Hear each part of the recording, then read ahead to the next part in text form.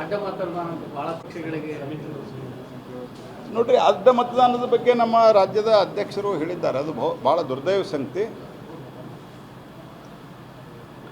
ನಮ್ಮ ಕೇಂದ್ರೀಯ ಪಾರ್ಟಿನೂ ಸಹಿತ ಇದನ್ನು ಅತ್ಯಂತ ಗಂಭೀರವಾಗಿ ಪರಿಗಣಿಸಿದೆ ಮತ್ತು ನಮ್ಮ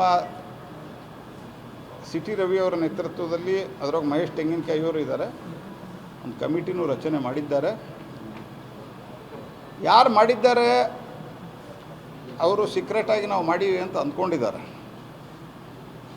ದುಡ್ಡು ಕಾಸಿನ ಆಸೆಗಾಗಿ. ಆದರೆ ಅದು ಯಾವುದೂ ಸೀಕ್ರೆಟ್ ಉಳಿಯೋದಿಲ್ಲ. ಇದು ವ್ಯವಸ್ಥೆನೇ ಹಂಗದ, ಯಾವುದೂ ಸೀಕ್ರೆಟ್ ಉಳಿಯೋದಿಲ್ಲ.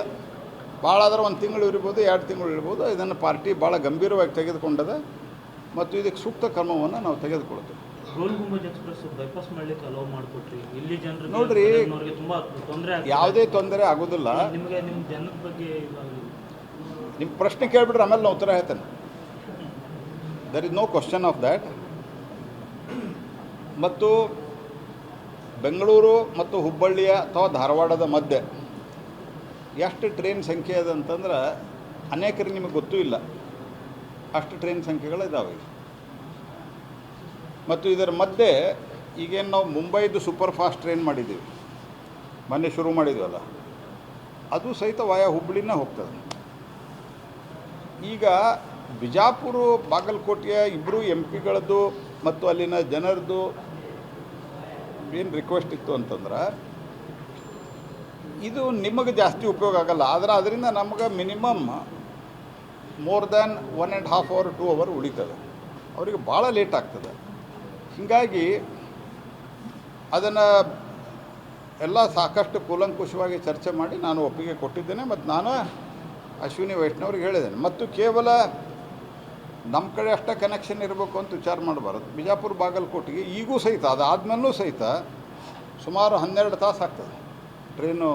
ಬಿಜಾಪುರದಿಂದ ಬಾಗಲಕೋಟೆಯಿಂದ ಗದಗೂ ಬೈಪಾಸ್ ಮಾಡೀವಿ ನಾವು, ಗದಗೂ ಬೈಪಾಸ್ ಮಾಡೀವಿ, ಹುಬ್ಳಿನೂ ಬೈಪಾಸ್ ಮಾಡೀವಿ. ಆದರೆ ತೀರಾ ಯಾರಿಗೆ ಅದೇ ಟ್ರೈನಿಗೆ ಹೋಗ್ಬೇಕಪ್ಪ ಅಂತಿದ್ರೆ ಹುಬ್ಳಿ ಸೌತ್ ಏನೊಂದು ಟ್ರೈನ್ ಮಾಡೀವಿ, ಅಲ್ಲಿ ಫೆಸಿಲಿಟಿನೂ ಕ್ರಿಯೇಟ್ ಮಾಡ್ತಾಯಿದ್ದೀವಿ. ಅಲ್ಲಿ ಬೇಕಾದ್ರೆ ಹೋಗಿ ಬೋರ್ಡೂ ಮಾಡ್ಬೋದು. ಆದರೆ ಹುಬ್ಳಿ ಒಳಗೆ ಬರೋದಿಲ್ಲ. ಅದು ಹುಬ್ಬಳ್ಳಿ ಒಳಗೆ ಬಂದು ಏನಾಗ್ತಿತ್ತು, ಅಗೇನ್ ಇದು ಚೇಂಜ್ ಆಗ್ಬೇಕಾಗಿತ್ತು, ಇಂಜನ್ನೇ ಚೇಂಜ್ ಆಗ್ಬೇಕಾಗಿತ್ತು. ಇದೆಲ್ಲ ಕಾರಣದಿಂದ ಅದನ್ನು ಮಾಡಿದ್ದೀವಿ. ಅದರಲ್ಲಿ ಯಾವುದೂ ಅಪೋಲಜೈಟಿಕ್ ಇರೋ ಪ್ರಶ್ನೆನೇ ಇಲ್ಲ. ಯಾಕಂದರೆ ಇಟ್ ಇಸ್ ಗುಡ್ ಫಾರ್ ಆ ಭಾಗದ ಜನರಿಗೂ ಒಂದು ಒಳ್ಳೆಯದಾಗಬೇಕು. ಇದ್ರ ಜೊತೆಗೆ ಯಾವಾಗ ರಶ್ ಇರ್ತದೋ ಆವಾಗ ಪಂಢರಪುರಕ್ಕೆ ಟ್ರೈನು ವಿಶೇಷವಾಗಿ ಈ ಆಷಾಢ ಮಾಸದಲ್ಲಿ ಅದೇನು ಜಾಸ್ತಿ ಹೋಗ್ತಾರೆ, ಆವಾಗ ಸ್ಪೆಷಲ್ ಟ್ರೈನನ್ನು ಆರಾಮಾಗಿ ನಡೆಸಲಿಕ್ಕೆ ನಾನು ಬದ್ಧನಾಗಿದ್ದೇನೆ. ನಾನು ಇಲ್ಲಿಂದ ಅಲ್ಲಿ ಸ್ಪೆಷಲ್ ಟ್ರೈನ್ ನಡೆಸಲಿಕ್ಕೆ ನಾವು ಬದ್ದಿದ್ದೇವೆ. ಓನ್ಲಿ ಪಂಢರಪುರಕ್ಕೆ ಟ್ರೈನ್ ಇಲ್ಲ ಅನ್ನೋದು ಒಂದು ಇಶ್ಯೂ ಬರ್ತದೆ. ಅದು ಏನಂದ್ರೆ ಇಲ್ಲಿ ರಾತ್ರಿ 2 ಗಂಟೆಗೆ ಬರ್ತದೆ ಪಂಢರಪುರಕ್ಕೆ ಹೋಗಲಿಕ್ಕೆ.